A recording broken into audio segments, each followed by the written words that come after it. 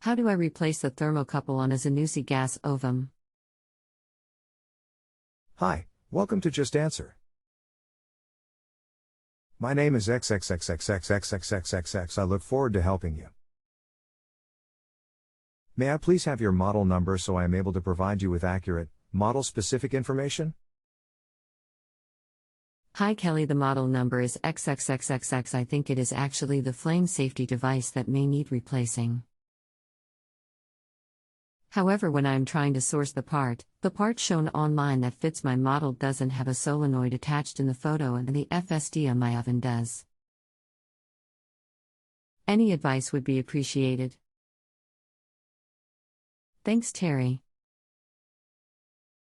The FSD for your model is pictured and available below. Click here. Hi Kelly, thanks for the picture. That looks exactly like what I need.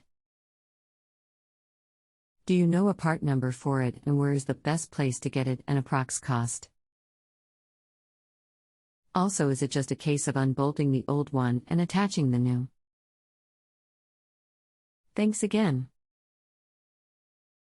If you follow the link below, it will take you right to it. Yes, unbolt the old and bolt in the new, very simple repair. Click here.